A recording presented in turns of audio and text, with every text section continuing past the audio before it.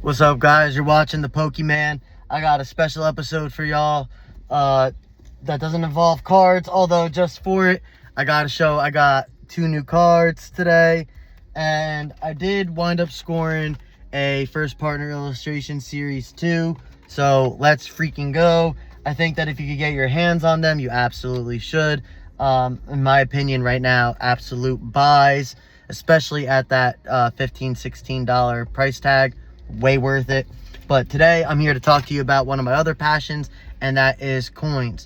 So for anybody that is following coins, you may know that this is, or if you're just following history and politics, you might know that this is the 250th anniversary of the United States of America, and that's where we're at. We're in the USA, baby, and I'm very proud to be an American. I'm very red, white, and blue. And one thing that I've been looking for this year, which I was very excited about, was coins that they had for the 250th anniversary.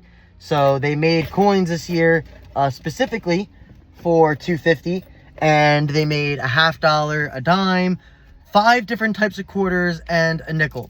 And this is why you always got to check your change, because today, for the first time, I actually came across not 1, not 2, but 3 2026 quarters or nickels, and you can see it says 1776 2026. That's because this is the 250th anniversary, so on those anniversaries they usually put the dual dates. They did it for the Ikes and the halves and the Sacagaweas, I think it was, back in the day for the 200th anniversary, the quincentennial, semi-quincentennial. You know, they're all collectible years. Here's what the back looks like, so nothing crazy, but it does indeed have that on the front. And then also there are 5 different quarters that they are making and they are releasing throughout the year, and these are the first ones that I found out in the wild. Both happen to actually be the same one, so pretty ironic. And then take a look at the reverse side. You'll see, I believe that is the Mayflower making his journey on over to the USA. So I thought that was pretty cool. I'm very happy with that. I went to a couple Best Buys, a couple Targets, and I got nothing in the world of Pokemon. Oh, and a Walmart, found nothing. But I did buy a couple things here and there throughout the way. And I used to never take the change, or I used to always just donate it, and now I still donate, but I donate in other ways because I like to take the change, because every once in a while you never know what you're going to find. And today is a great example of it, because I've been on the lookout ever since it became 2026 for coins just like this, and today is the day that I finally found them out in the wild.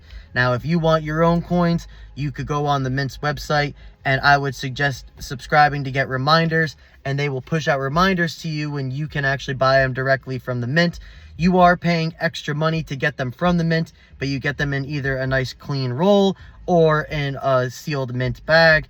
And if you're doing it for an investment or for yourself, you know, it does look better in that packaging. Same thing for Pokemon cards. You know, if you were going to sell something that's in a sealed product, you usually get a much higher premium than if it was a loose pack. So the same thing goes for the coins. I know I'm just starting out my channel, and I know I'm called the Pokemon, but I do look at coins, I look at pins, I look at cards, and I look at sports cards, Yu-Gi-Oh cards, anything and everything that the Pokemon can get his hands on, he will give a shot. I can be sold on almost any idea, but you have to actually sell me on the idea. I'm paying attention, I'm looking for the details, and if it strikes a chord with me, then that's great. And if it don't, and I still like it, you know what, you give yourself permission to get it, because it's all about what you want. I don't know what your mission is, but if your mission is just to be happy and to have things for your own personal collection, and you think that something like that would add to it and be an asset, you go ahead and add it, because that's what I'm doing right here. Now I got some single coins, I got some single nickels. I'm gonna package them up into my little coin protectors, and they're going to go into my coin album, and they're going to represent history for me and my vision of what I want my coin album and my coin collection to be reflective of, because this is the first year that they've made these new designs in a very long time. And I think I might just have to make a separate video to explain more about the coins as it is, but the point is, always check what you get, because you never know what you're going to find. So if you're interested in your 2026 coin, why don't you pay attention to your change and you might just get one for free. All right, I'm the Pokemon. Hope you enjoyed this episode. Stay tuned and I'll have some more content for you soon.